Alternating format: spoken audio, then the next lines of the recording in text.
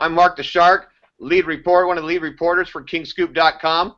Also with me is Malcolm Means. He's the editor and publisher of Kingscoop and owner of Kingscoop.com. Malcolm, introduce yourself. What's happening, folks? How you guys out there doing today?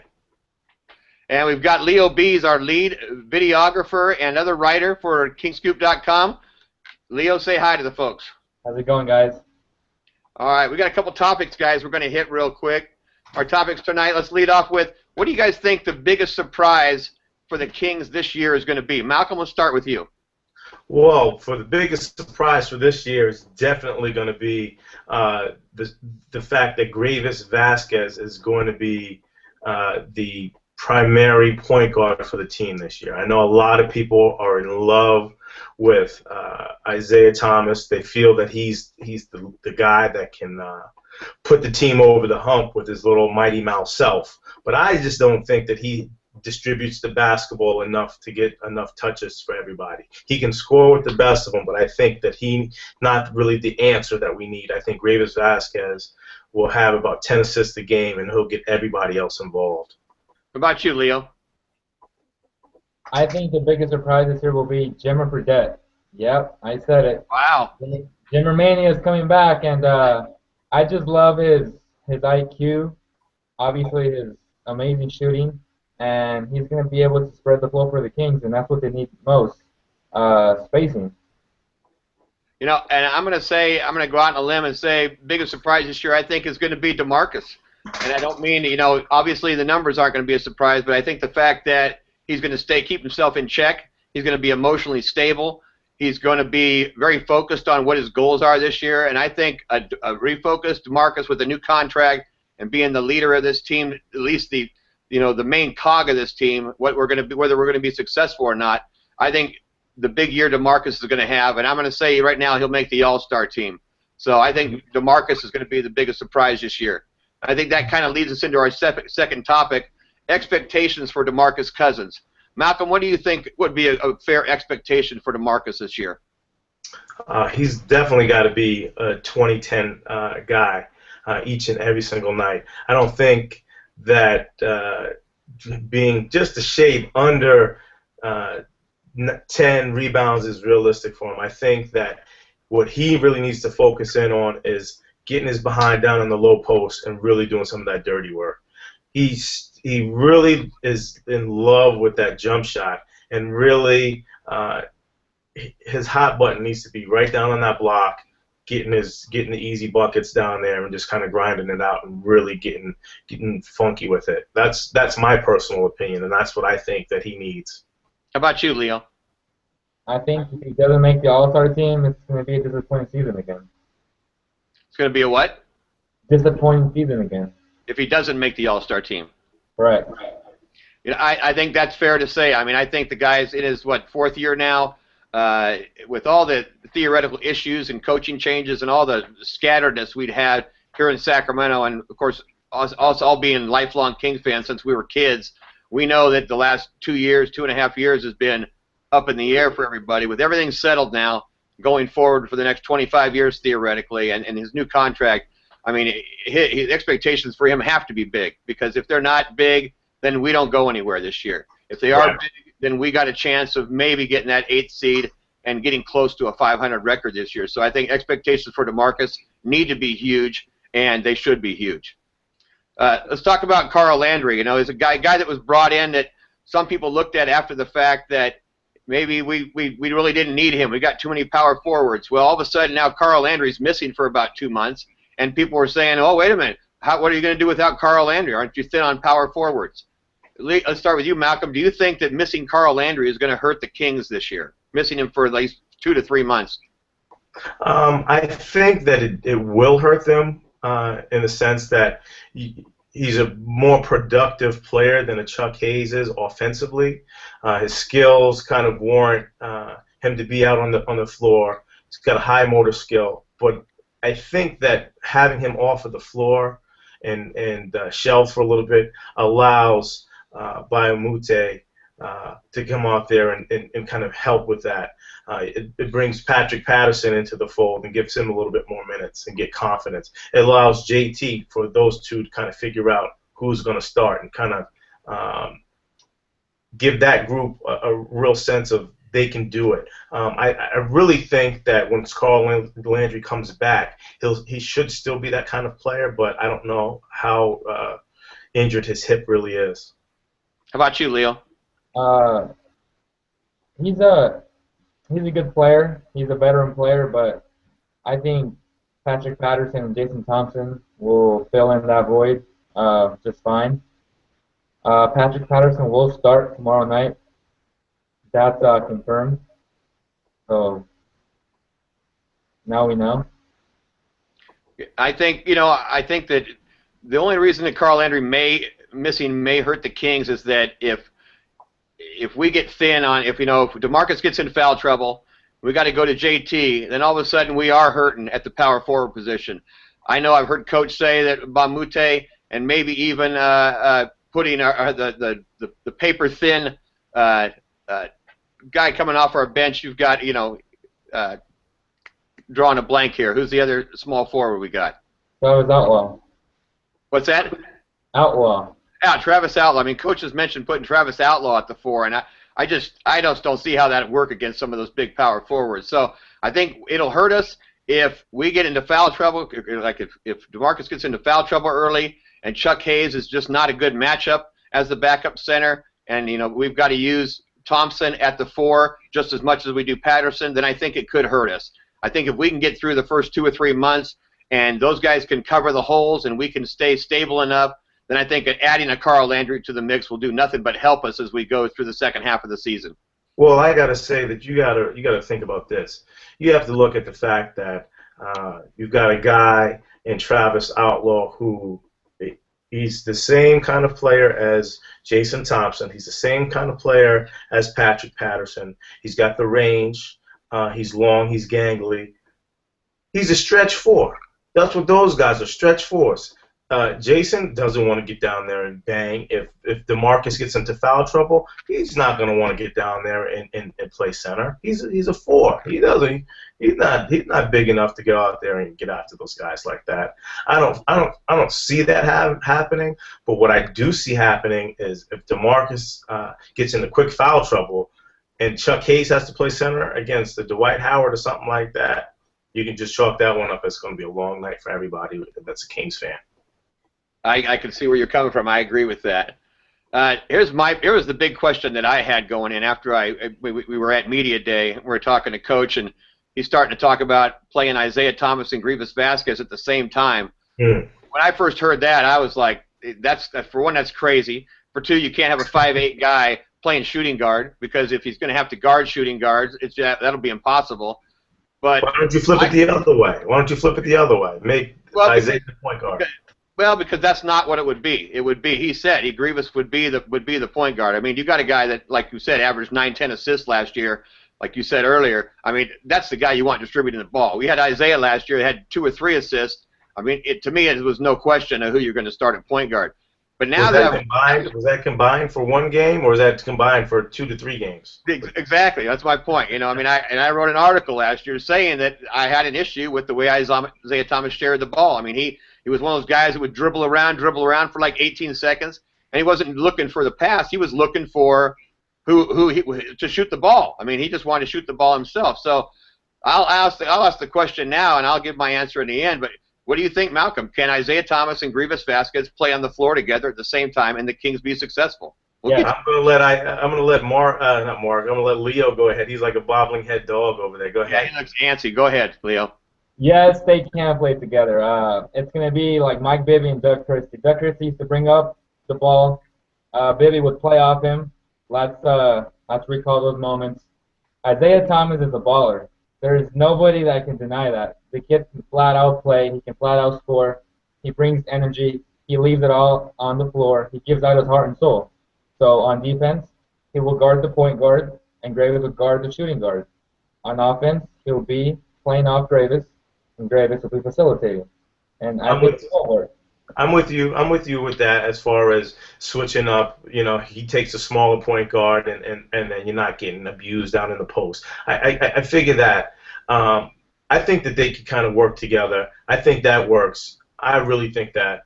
Mark, I know you're not in agreement with that, so I'll let you go ahead and Well, like I said, Leo knows how I felt about Isaiah. But after watching these 7 games in preseason and what the coach has been trying to do, I got to say, I'm really close to changing my mind because I've watched this kid's had games where he had 10 assists already. We're talking about Isaiah. He's had 10 assists in the preseason in one game. He's had a Right. couple of 20-something point games in the preseason. He's actually showed the work that he's put in the offseason.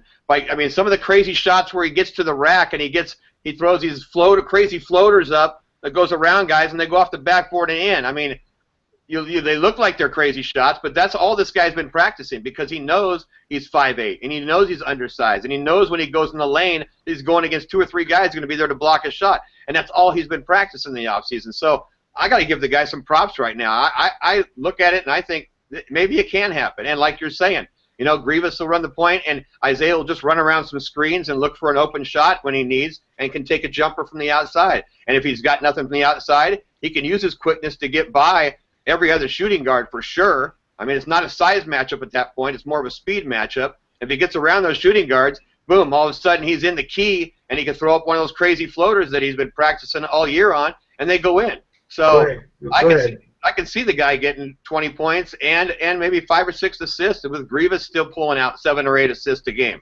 Right. And, Go ahead, Leo.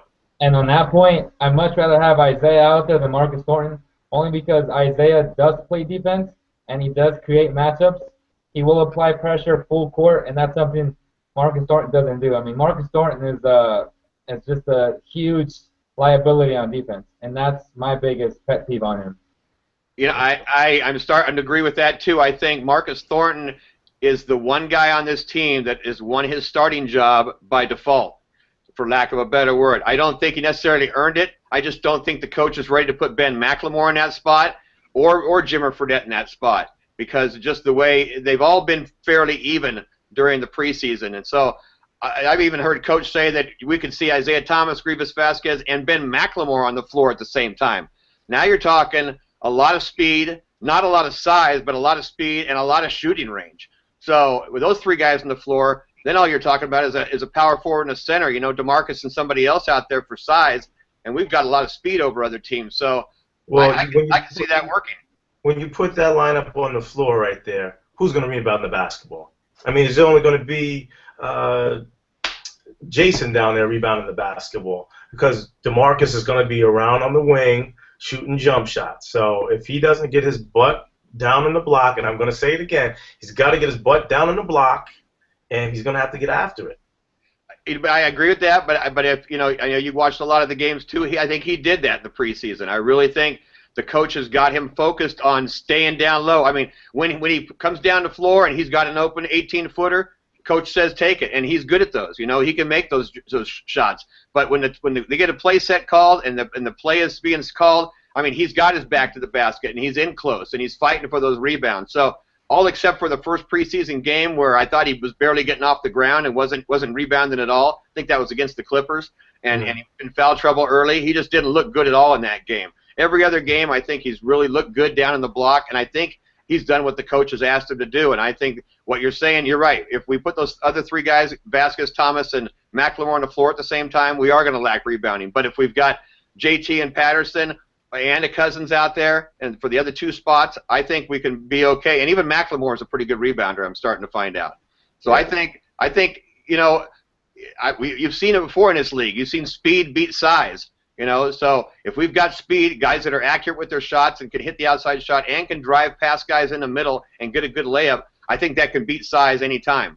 So size is always slower, and that's one thing you got to keep in mind. Yeah, that and defending the pick and roll with speed, just like the Miami Heat, you can defend the pick and roll and stay up there and apply pressure, and that's what Coach Malone wants to implement this year. That fast-paced defense where he can just attack someone and just kill them with your defense, and that's what the Heat does. Okay, well, we're going to figure out what the win total is going to be this year. So, Mark, why don't you go ahead and answer that one off? Well, when we're talking about this, let's also talk about what our expectation for the Kings are, besides just the win total as a number. I I'm always the optimist. So I'm gonna, and being a Kings fan for more than anything else, I always try to look at the bright side. But I mean, there's so many factors that go into it. Everything's new. We got new ownership, new coaches, new players, new attitude, new offensive game plan, new defensive mindset. I mean, everything is new, and from everybody you talk to and all the feedback you're getting, everybody's bought into this. I mean, even a hard case like DeMarcus has bought into all this, or at least saying the right things right now. And in the first 7 games that we've seen in preseason, that we don't, last year, don't forget, we were 5-2 in the preseason last year, and we sucked all year.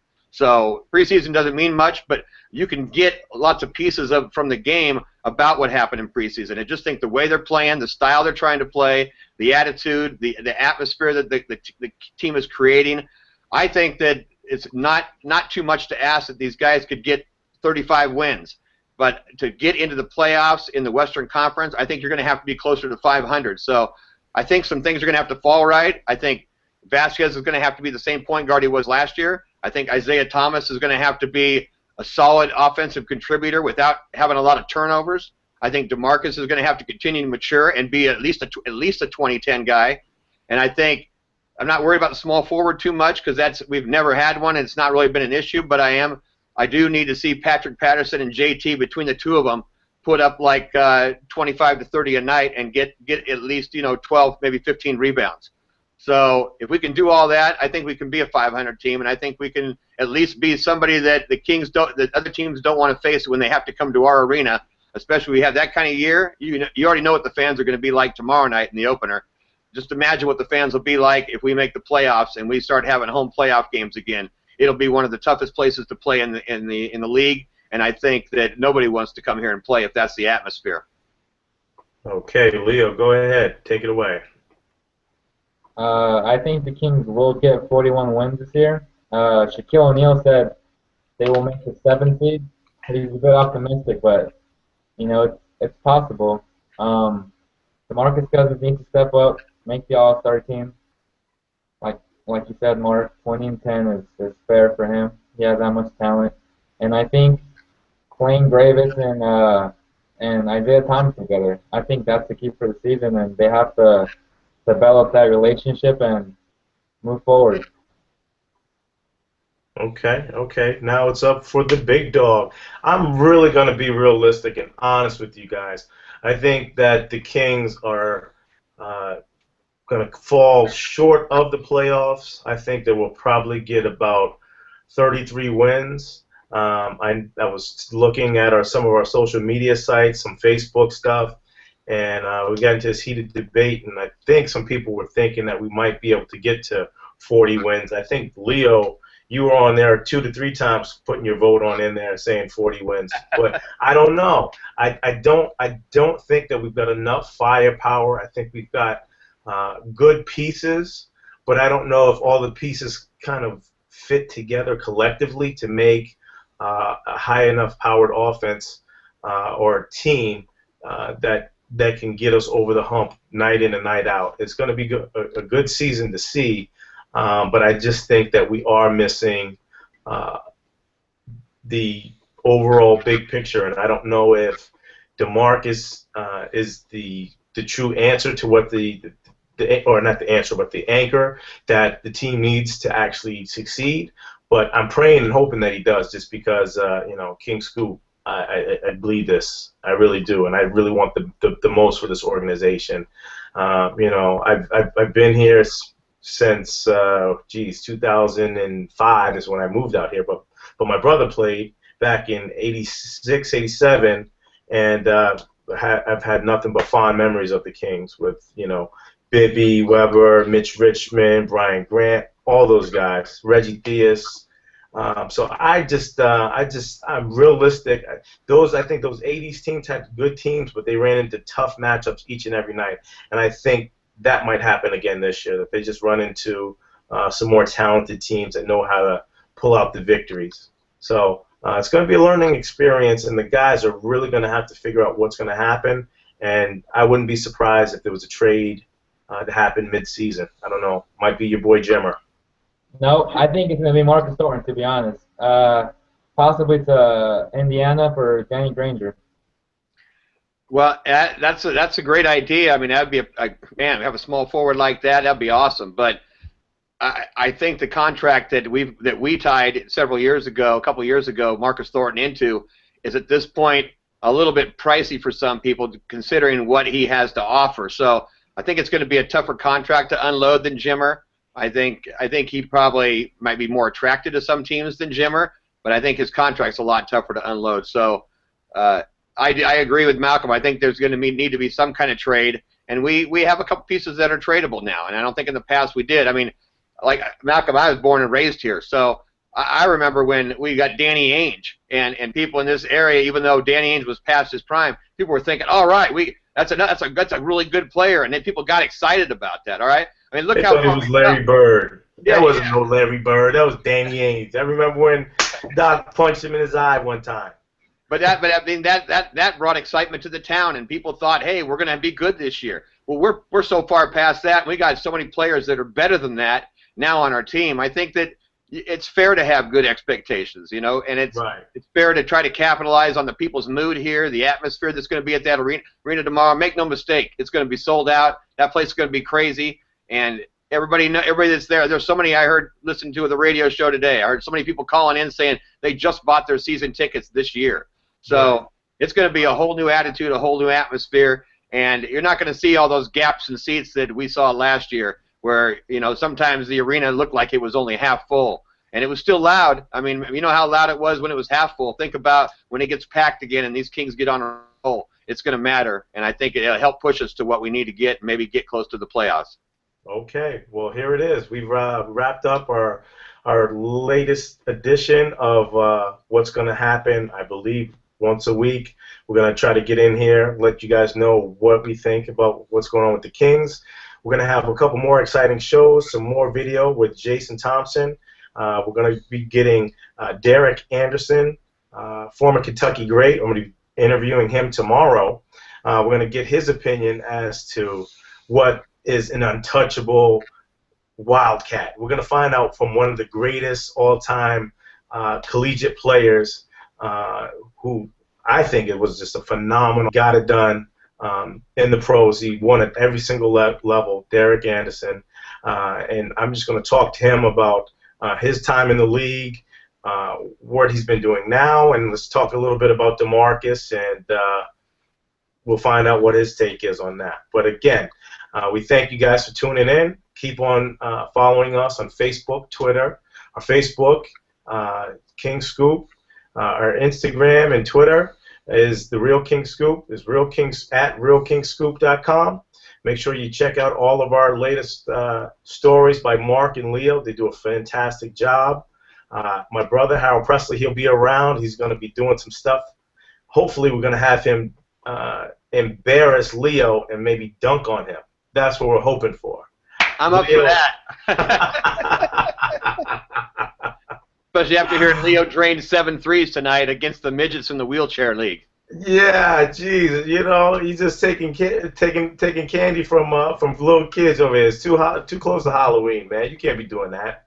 And that's right. Stay tuned also for my package tomorrow night on the potential of the Kings becoming a global brand. All right. Thank you. Stay tuned, fellas. Awesome job tonight, fellas. Peace. 2 fingers.